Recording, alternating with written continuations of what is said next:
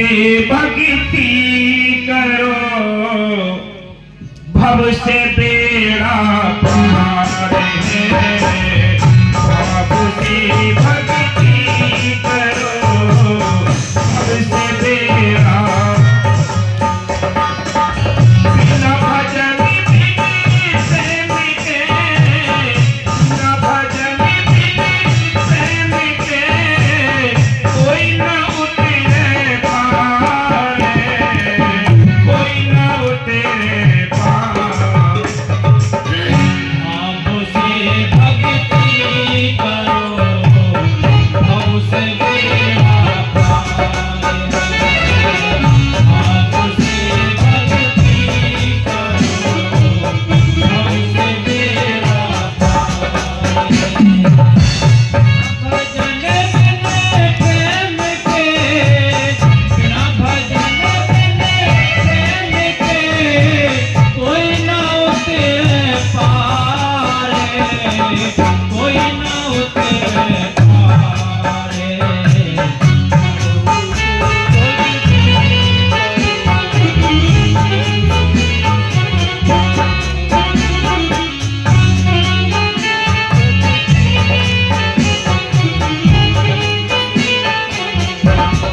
क्या कहते हैं कि सबसे पहले कोई भी कहीं भी कैसी भी भक्ति करता हो दुनिया में, लेकिन बिना भाव के उसको रस नहीं आएगा, बिना भाव के उसको कुछ हासिल नहीं होगा। इसलिए संत कहते हैं कि सबसे पहला कदम है भक्ति में भाव आना। जब भाव है तो भय होगा, भय होगा तो प्रेम होगा, और प्रेम होगा तो आप मस्त रहेंगे। इसलिए कहते हैं फिर ये भाव आएंगे कैसे, विश्वास आएगा कैसे, दया आएगी कैसे? क्या दीन होए दीजिए साहिब को मंजूर है। दीन होए साहिब को मंजूर है। दीन होए दीजिए साहिब को मंजूर है। तन मन धनिया बड़ी करे, तन मन धनिया बड़ी करे, भूले जाने का द्वार है, भूले जाने का द्वार है। भव से भक्ति करो, भव से बेड़ा पार।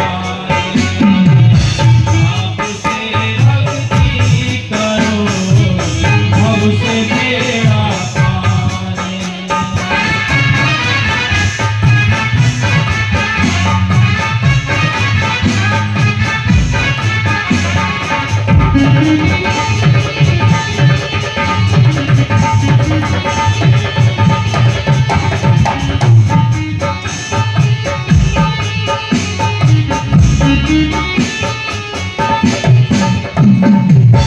नहीं तो जोर जबरदस्ती से मालिक से कुछ मिलता है, ना कोई और शक्ति से मालिक से कुछ मिलता है। मालिक से जो मिलता है तो बड़े भोले बनकर दीन बनकर मिलता है। मालिक को दीनता प्यारी होती है।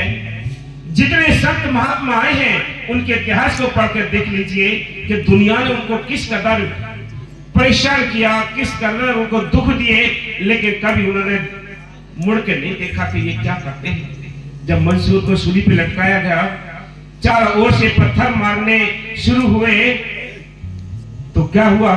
आकाशवाणी होती है कि मंसूर अगर कहे तू ये देख ले, हम इसको तहस नहस कर देंगे इस दुनिया को, अगर तू कहे तो। मंसूर ने कहा कि मालिक मेरी वजह से इतनी हत्याएं, मेरे वजह से इतना अनर्थ करोगे तुम, इतना कुछ मत करो, लेकिन इतना कर दो अगर तुम मेरे पे खुश हो कि इनको वो दिमाग दे दे, ये तेरे राज को समझ जाए, तेरी भक्ति को समझ जाए, तेरे भेद को समझ जाए, इतना इनको दे दे, बस इतना कर दे और कुछ मत कर, नहीं तो मुझे ही जाने दिया। इसलिए संत कहते हैं कि मालिक जब भी मिला है तो दीन पुरुषों को मिला है। मालिक को दीनता प्यारी होती है, बर्दाश्त करना है, माफ करना। आपने देखा होगा, इतिहासों को पढ़कर देख लीजिए, संत नहीं, महात्मा नहीं, राजा महाराजाओं को देख लीजिए आप, जब वो मालिक के आगे झुके, भक्ति के मार्ग में भाव के साथ, दीनता के साथ जब झुके तो उन्होंने क्या क्या किया। हरिश्चंद्र ने अपना राजपाट सारा बेच दिया और खुद भी बिक गए। क्या उन्होंने उनसे आंखें दिखाई कि तुम क्यों मेरा ये राजपाट बिकवा रहे हो, क्यों मुझे बिकवा रहे हो? क्या उन्होंने वापिस ये बात कही उनसे? नहीं, हुजूर जो जैसे हुक्म, अगर और भी कर्ज रहता हो तो मैं और कर्ज देने को तैयार हूं। बेटा बेच दिया, अपनी रानी बेच दी, खुद बिक गए और कहा शमशान में जाकर ड्यूटी कर ली। क्या उठ किया? क्या अहंकार दिखाया? क्या अहंकार दिखाया उन्होंने? वो चाहते तो राजा थे, चाहते तो यानी प्रजा उनके साथ थी, शासन प्रशासन उनके साथ था। क्यों मानते उन साधुओं का कहना? क्यों मानते साधुओं का कहना? क्योंकि दीन हुए दिल दीजिए। अगर दीनता आ गई तो दिल तो मालिक को देना ही पड़ेगा, फिर नहीं रुकता है। इसलिए संत कहते हैं अगर हमारे अंदर हैकड़ी है, अगर हमारे छल कपट निंदा चुगली बैर विरोध ईर्ष्या ये भरी पड़ी है, तो आप केवल खाली डिब्बा लिए घूमते हो, कुछ भी नहीं है भक्ति का काम। इसलिए संत कहते हैं, मोरध्वज को देख लीजिए, इतिहास बता रहे हैं आपको, हम इतिहास बता रहे हैं। कोई उन पे कोर्ट का आदेश तो नहीं था, दो साधुओं ने आकर कह दिया कि हमारा शेर आपके बेटे का मांस खाना चाहता है। इतिहास बताता है, इतिहास कहता है। ये क्या कहता है कि मोरध्वज ने अपने बेटे के 2 टुकड़े कर दिए, ऊपर ही नहीं करा। लेकिन उन्होंने और भी सख्त मतलब एक शर्त रख दी कि ये तो बेटे के 2 फाड़ करने को तैयार है, अभी हार नहीं रहा है सत्यता से, अभी हार नहीं रहा है दीनता से। ये फिर और क्या कहा कि जिस समय आप 2 टुकड़े करोगे उस समय आंसू ना निकल जाए आपकी आंख से। पूरे राज्य का अकेला चिराग, इकलौता बेटा, मोरध्वज ने 2 टुकड़े कर दिए, लेकिन अपने आप को संभाल कर आंसू नहीं आने दिए, आंसू नहीं आने दिए। इसलिए संत कहते हैं, ये दीनता कहते हैं इसको, इसको भलापन कहते हैं। तब मालिक ने सारा कुछ वापस कर दिया, हरिश्चंद्र का राजपाट वापस कर दिया, मोरध्वज का बेटा वापस कर दिया। ये तो चलो और बहुत पुरानी बातें हैं। बाबा मेरे साथ जी समझाया करते थे कि सम्मन और मूसल की दोनों बाप बेटे थे। नाम ले रखा था गुरु अर्जुन साहब जी से। मालिक के प्रति, गुरु के प्रति बड़ा प्रेम था। महाराज जी ने कुछ प्रोग्राम दिए थे तो सब अमीर लोग प्रोग्राम सभी मांग रहे थे, सब अपनी अपनी तारीख रखवा रहे थे सत्संग की। उनके अंदर भी बड़ा जोश था, बड़ी तड़प थी कि हम भी महाराज जी का सत्संग अपने घर कराएं। लेकिन जब बैक देखते, पीछे देखते तो घर में कुछ भी नहीं था। उनका ऐसे गुजारा चलता था कि जैसे रोज रोज कमाना हो और रोज खाना हो, केवल इतना ही कमता था। तारीखें नजदीक आने लगी, उनके अंदर जोश बढ़ता चला गया। जब जोश बढ़ता चला गया तो एक दिन दोनों बाप बेटों ने हिम्मत करके कहा कि चलो तारीख ले लेते हैं, ऐसा करते हैं, कुछ हमारे पास थोड़ा बहुत है और कुछ हम रोज कमाएंगे, रोज इकट्ठा करेंगे उसको। और ये फैसला कर लिया दोनों बाप बेटों ने। सम्मन और मूसल ने अपनी तैयारी करके प्रोग्राम की, महाराज जी से तारीख ले ली कि महाराज जी हमारे यहां भी सत्संग करना है अपने। जब तारीख ले ली, तारीख जो जो नजदीक आए तो कमाना शुरू तो किया, लेकिन जैसे 2-4 दिन बचे वैसे ही दोनों बाप बेटे बीमार हो गए। जब दोनों बाप बेटे बीमार हो गए तो जो पैसा उन्होंने इकट्ठा किया था वो बीमारी में लग जाता है और निराश हो गया। 2 दिन पहले ही उनका स्वास्थ्य ठीक हुआ और दोनों ने सलाह की कि भाई अब बताओ क्या करें। जो पैसा था वो बीमारी में लग गया है, अब महाराज जी की तारीख भी मिल गई है, महाराज जी आने वाले भी हैं, लेकिन अब कैसी व्यवस्था हुई। अब कमाने का टाइम नहीं था, कोई उनको गरीब के कारण आस पड़ोस से कोई देता नहीं था पैसा। किसी से मांगा, किसी ने कहा कि भाई तूने पहले ही नहीं दिया तो आप क्यों दें। कहीं से कोई तसल्ली नहीं मिली। रात को उन्होंने एक मीटिंग की दोनों बापेटों ने, कहा कि भाई ये जो दुकान है हमारे पास में लाला जी की परचून की, ऐसा करते हैं इसमें से हम रात को खूब मिल करके और इसमें से सामान जो हमारे जरूरत का सामान है उसको हम निकाल लेते हैं और महाराज जी का सत्संग हो जाएगा और धीरे धीरे करके रोज कमाएंगे और इसकी दुकान में डाला करेंगे रोज। दोनों ने उस सलाह पर मोहर लगा दी और एग्री हो गए। महाराज जी आने वाले थे अगले दिन। जैसे ही उन्होंने अपना सारा विचार बनाकर और रात को उस लाला जी के उस शेठ जी की दुकान से जितनी सत्संग का सामान चाहिए था वो निकाल लिया। उन्होंने दीवार में कुंडल किया। अब आखिर क्या हुआ कि सारा सामान तो बाहर आ चुका था, लेकिन एक नमक की थैली रही, नमक नहीं आया था। उन दोनों विचारों पर एक नमक के लिए भी पैसे नहीं थे। सम्मन ने कहा कि बेटा नमक तो आया नहीं, तो कहे पिताजी मैं और जा रहा हूं और लेकर आता हूं। वो अंदर फिर चला गया कमरे के अंदर। कमरे के अंदर चला जाता है और नमक की थैली लेकर बाहर निकलता है। नमक लेकर जब बाहर निकलता है वो सेठ जाग जाता है। जब सेठ जाग जाता है तो क्या होता है, उस सेठ ने पीछे से उसके पैर पकड़ लिए। जब पैर पकड़ लिए आगे से उसके बाप ने सिर पकड़ लिया और दोनों तरफ खींचातानी हो रही थी उस कुमिल के अंदर। आखिर में बेटा बोला कि पिताजी आप ऐसा करो कि हम अब पकड़े गए हैं, आप देर ना करो और संकोच भी ना करो। आप ऐसा करो छुरी से मेरा सिर काट दो, क्योंकि सिर से ही पहचान होती है इस शरीर की, और सिर ले जाकर रख देना अपने घर में। अब बाप का दिल, इकलौता बेटा है तो कैसे काटे सिर। फिर कहा बेटा बोला देर ना करो पिताजी, कहीं हमारे गुरु की बदनामी ना हो जाए।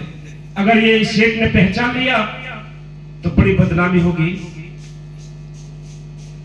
आप सिर काट लो, देर ना करो।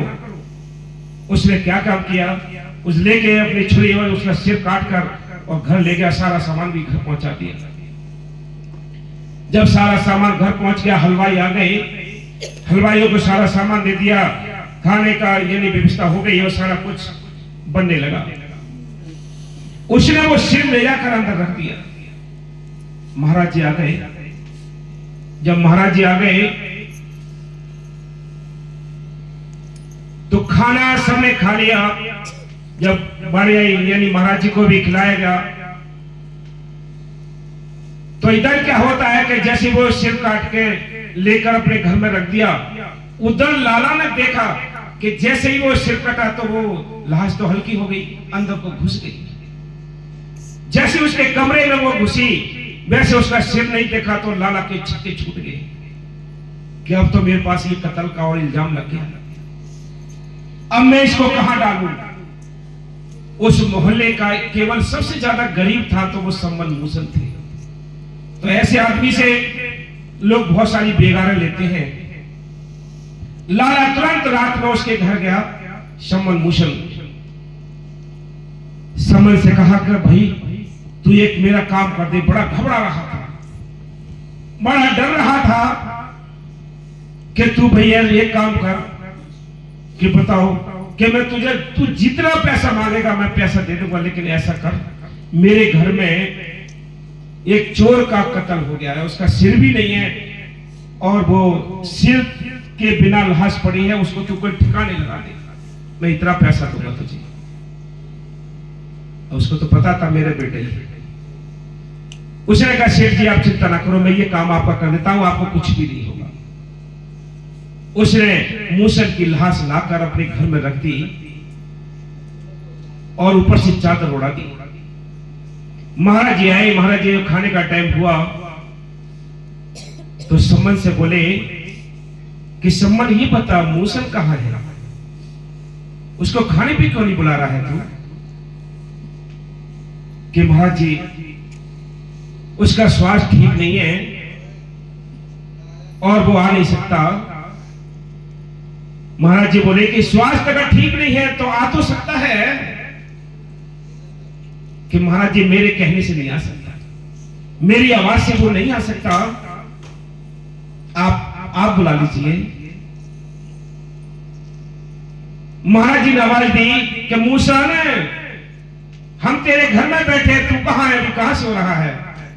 अंदर से आवाज आती है कि जी महाराज जी मैं आ रहा हूं, और अंदर से पहले से ज्यादा स्वस्थ होकर बाहर आकर खड़ा हो गया। दोनों बाप बेटे गुरु अर्जुन साहब जी के चरणों में गिर पड़े। दोनों के लिए बाबा जी ने अपने गले लगा लिया। ये होता है गुरु के लिए समर्पण होना, ये होता है उनके लिए कुर्बान होना। हमारी कुर्बानी में कमी है, वो देने वाला दाता तो बहुत बड़ा है। साहिब को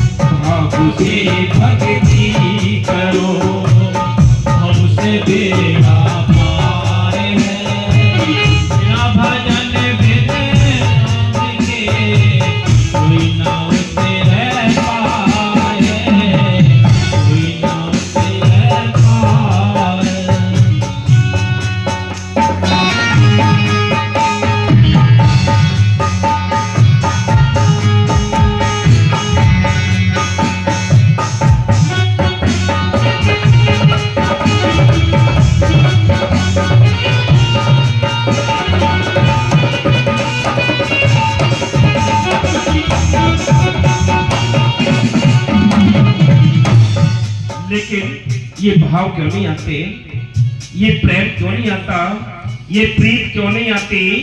कहीं ना कहीं तो कोई रुकावट है, कहीं ना कहीं तो दुश्मन है जो ये चीज आने नहीं देते। कौन है? जाके ले तो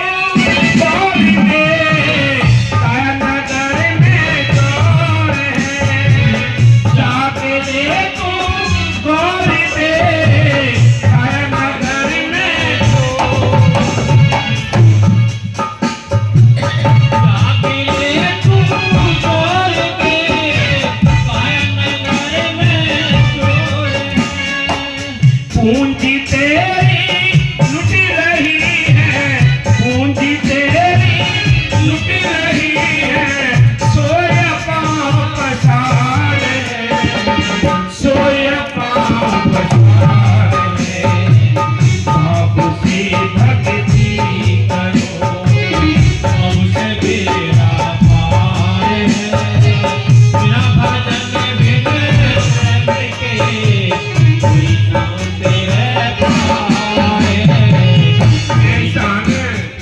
कहते हैं कि ये भाव नहीं।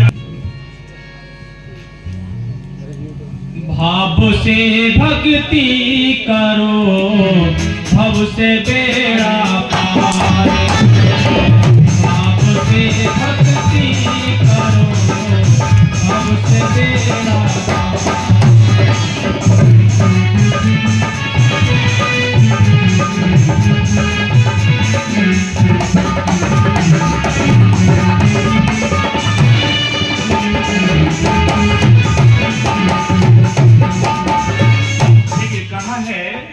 कैसे अपने प्रीत करनी चाहिए मालिक के साथ, अपने गुरु के साथ कैसे आस्था और कैसा प्यार करना चाहिए। जैसे प्रीत करो तुम नाम से जो गगन बनिहार, प्रीत करो तुम नाम से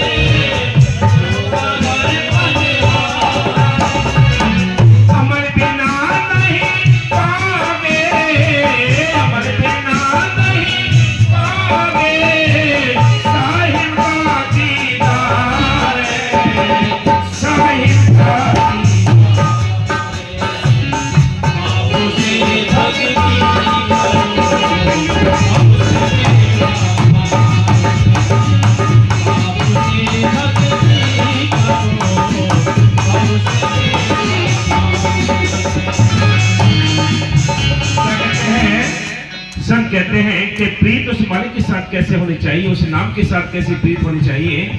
प्रीत ऐसे करो जैसे हरियाणा, पंजाब में, राजस्थान में आज भी पानी भरने के लिए घड़ा लेकर जाती है दीदियां।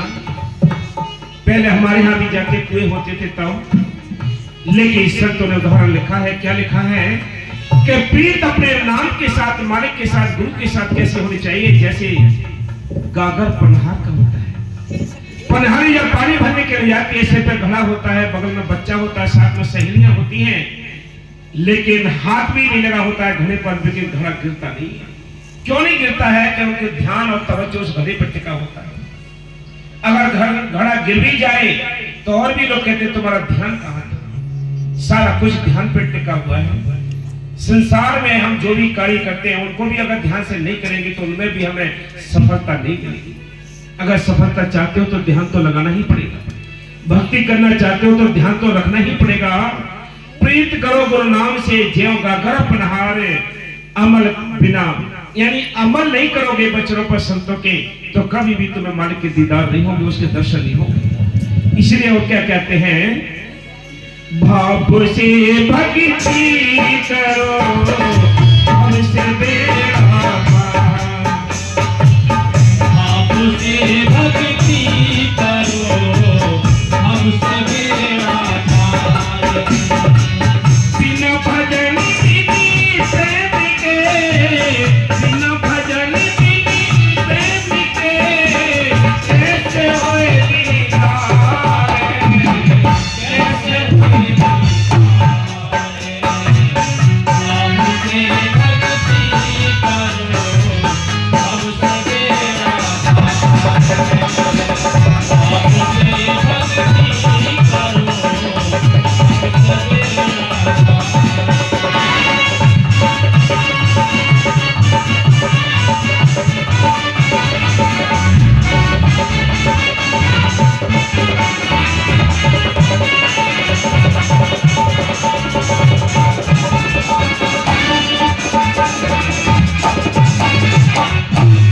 क्या कहा है, जगत प्रेमी है चार दिन सदा न साथी कोई, जगत प्रेमी है चार दिन सदा न साथी कोई, कहे लगे समुन अमर बिना, कहे लगे समुन अमर बिना कैसे उतरे पार, कैसे हुए दीदार। भाव से भक्ति